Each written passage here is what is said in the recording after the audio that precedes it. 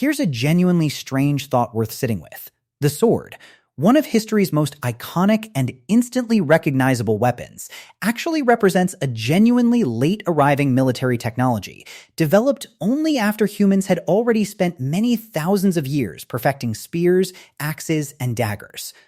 The real, documented story of exactly why the sword took so long to actually emerge, and how it eventually became such a genuinely powerful cultural symbol, well beyond its own purely practical battlefield function, reveals some genuinely fascinating underlying metallurgy and social history. The specific reason swords developed relatively late traces directly back to some genuinely serious material limitations. Creating a blade long enough to genuinely qualify as a true sword, rather than simply a larger dagger, required a metal both strong enough to hold a genuinely useful sharp edge and flexible enough to reliably avoid snapping under real, considerable battlefield stress.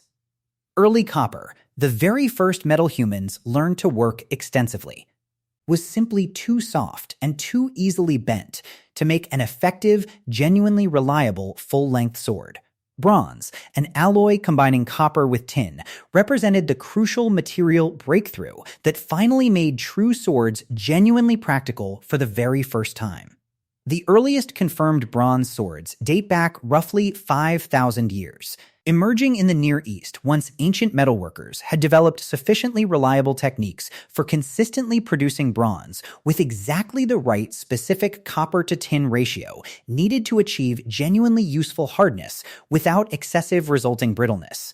Bronze sword production required genuinely significant technical skill and access to specific, relatively scarce raw materials, meaning early swords were considerably expensive to properly produce and remained largely restricted to wealthy elite warriors and important high-status military leaders.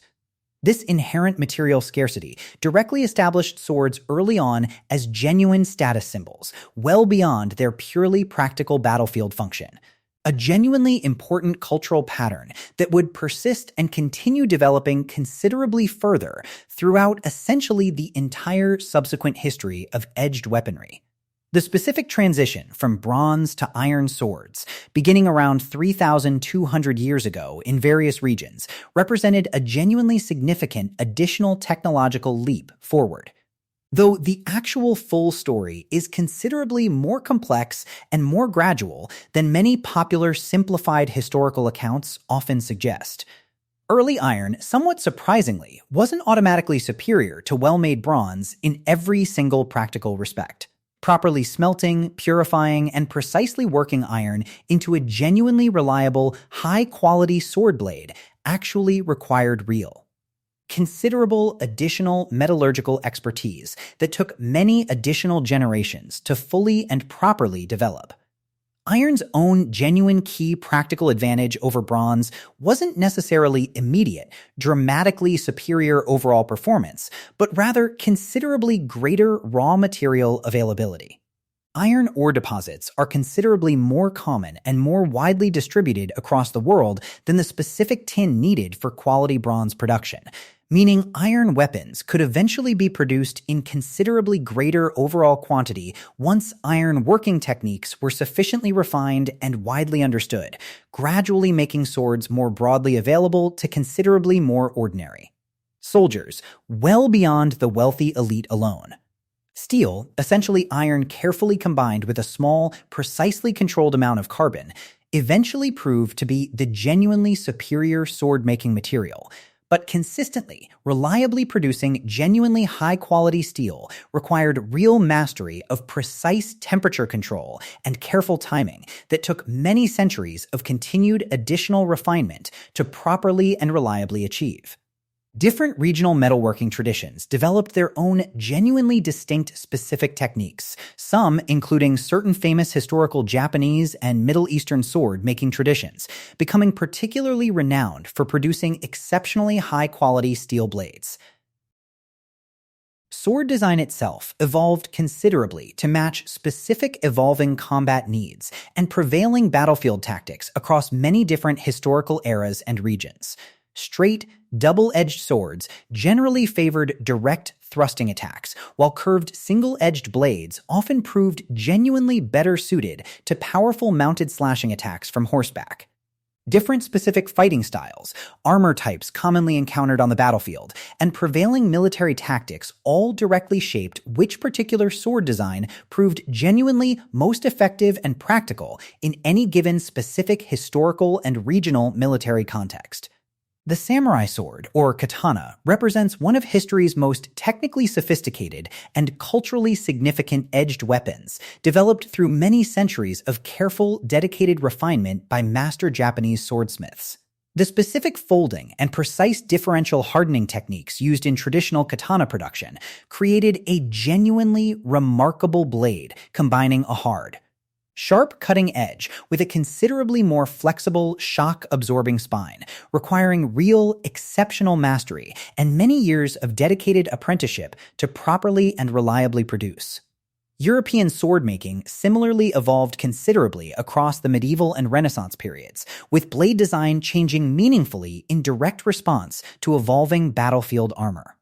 As plate armor became increasingly common and effective, swords gradually evolved toward considerably more pointed designs specifically better suited to punching through weak points or narrow gaps in an opponent's armor, rather than the earlier broader slashing cuts that had proven genuinely effective against considerably lighter, less protective earlier armor types.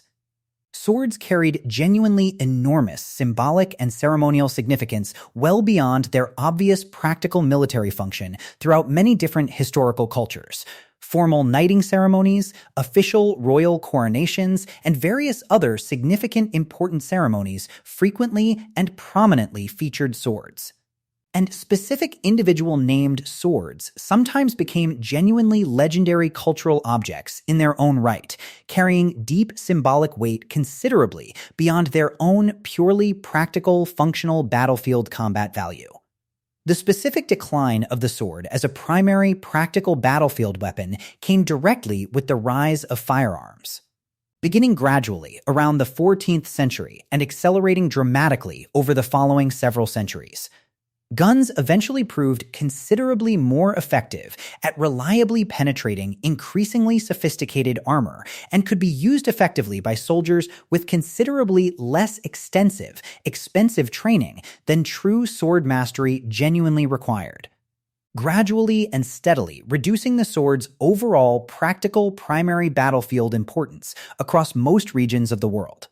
Despite this clear practical battlefield decline, swords persisted considerably longer as officers' ceremonial weapons and important symbols of military rank and social status than their actual practical battlefield usefulness alone would otherwise suggest or justify. Military officers in many different countries continued formally carrying swords well into the 20th century, reflecting the sword's genuinely deep, persistent cultural significance that had, by that comparatively late historical point, considerably outlasted its own original practical battlefield combat function. Modern fencing and various traditional martial arts preserve considerable direct historical knowledge of authentic historical swordsmanship techniques, and dedicated historical martial arts researchers today work carefully to reconstruct and properly understand exactly how historical swords were genuinely used in actual combat, based directly on careful, detailed study of surviving historical training manuals and period combat treatises. This kind of ongoing modern scholarly work reveals that historical sword combat was considerably more sophisticated, technical, and genuinely skill-intensive than popular modern media portrayals often suggest. Sword-making guilds and closely guarded regional trade secrets developed across many different sword-producing cultures, with master smiths in specific renowned production centers carefully protecting their own particular techniques from outside competitors and rival regions. Certain specific cities and regions became genuinely famous throughout the ancient and medieval world for producing exceptionally high-quality blades, and warriors were often willing to pay real, considerable premium prices specifically for weapons bearing a trusted, well-established regional maker's distinctive mark. Ceremonial and ritual sword-breaking practices appear across several genuinely distinct historical cultures, offering a fascinating window into how deeply symbolically loaded these weapons actually became well beyond their purely practical function. Some cultures ritually broke or otherwise destroyed swords specifically as part of funeral rites for a fallen important warrior, while others deliberately buried genuinely functional weapons alongside their owners, reflecting deep, widely shared cultural beliefs about a sword's continuing symbolic importance and significance well beyond its own owner's actual physical death. Sword nomenclature and precise classification reveal genuinely enormous regional and historical design diversity that a single generic word like sword doesn't really adequately capture on its own. Rapiers, sabers, longswords, and scimitars all represent genuinely distinct, specific design traditions, each carefully optimized for particular fighting styles, specific armor considerations, and distinct prevailing regional battlefield tactics. And properly understanding these meaningful differences reveals genuinely sophisticated, specialized engineering thinking behind each specific historical sword design and regional tradition. Sword testing and rigorous quality control methods developed considerably over time as swordsmiths increasingly needed reliable ways to properly verify a newly finished blade's genuine strength and true cutting effectiveness before it ever reached an actual paying customer.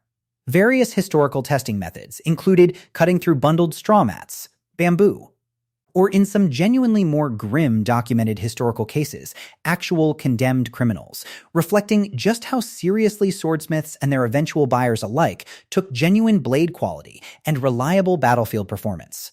Sword length and weight varied enormously across different historical periods and regional traditions, reflecting genuinely careful practical trade-offs between reach, cutting power, and the sheer physical stamina required to effectively wield a given blade throughout a long, exhausting battle.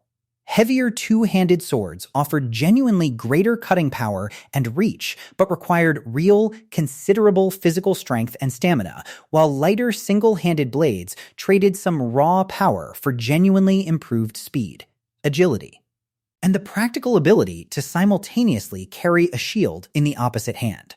Sword ownership and formal legal restrictions varied considerably across different historical societies, with some governments specifically restricting sword ownership to particular social classes or officially recognized military roles, while other societies permitted considerably broader civilian ownership.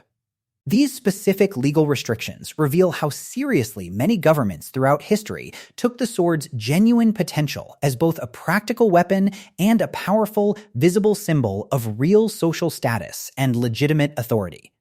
Training required to achieve genuine mastery with a sword took real, considerable time and sustained dedicated effort, and many historical societies developed formal, structured systems specifically for teaching swordsmanship, ranging from organized military training programs to specialized private fencing schools.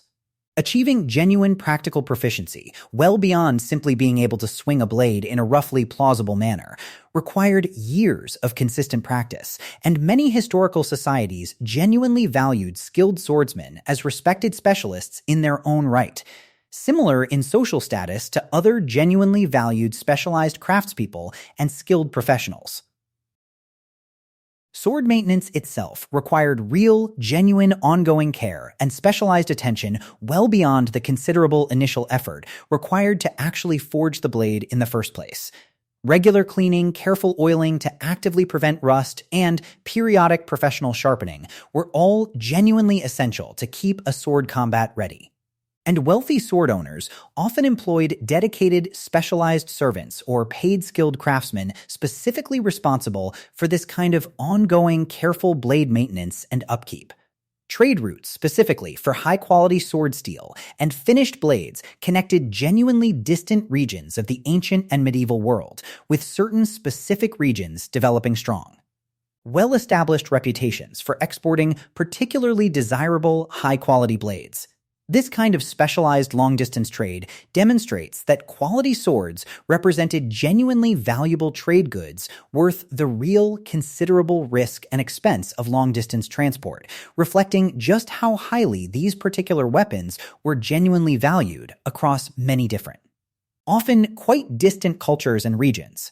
Understanding this fuller picture reveals that the sword's own remarkable multi-thousand-year journey, from an initially rare, prohibitively expensive bronze status symbol through considerable iron and eventually